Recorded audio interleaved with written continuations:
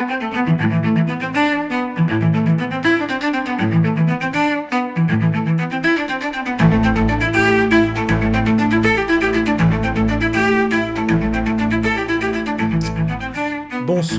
alors vidéo extrêmement courte pour simplement remercier mes abonnés, mon éditoire, parce qu'ils m'ont signalé que Berkoff avait repris cet élément qui est important à mes yeux, c'est-à-dire dans cette manifestation à Angoulême, il y aurait eu un slogan, on aurait dit à bas l'État, les Juifs et les fachos. Donc moi j'ai fait plusieurs vidéos sur le sujet afin d'interpeller, afin de dire il ne faut pas laisser passer ça, c'est évident, hein. J'espère que ça l'est pour tout le monde. Et Berkoff reprend, signale qu'effectivement, ils ont vérifié et il s'agit bien, il n'y a pas de malentendu, il s'agit bien de abat l'État, les Juifs et les fachos, alternativement abat les flics et les fachos.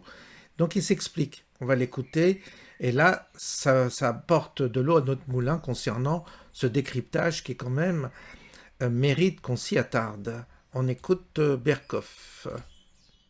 Fascisti, mais en même temps antifascisti, oui, mais quand on entend ça, qu'est-ce qu'on peut penser ?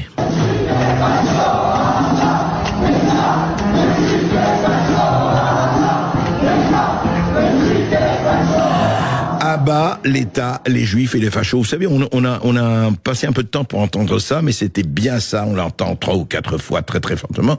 À bas l'État, les Juifs et les fachos.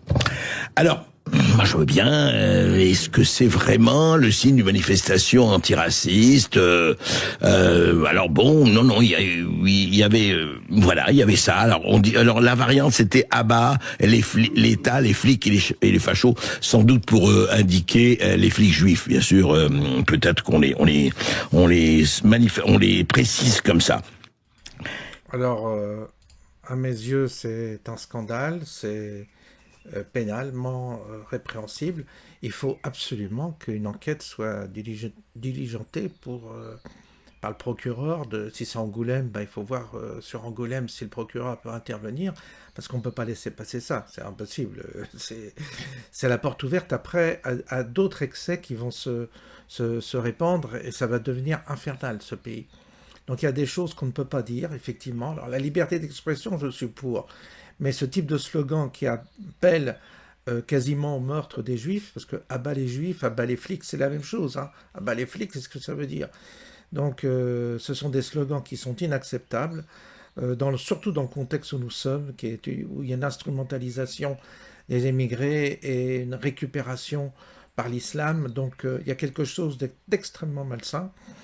Et moi, je suis pour justement que dans ces circonstances-là, eh bien, il y a une répression vis-à-vis de certains propos. Quand on voit que nous, on peut être censurés sur Facebook pour appel à la haine parce qu'on donne notre opinion.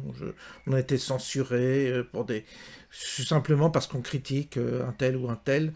Là, on entend abat les Juifs et ça passe crème. Non mais c'est quoi ce pays ? C'est devenu...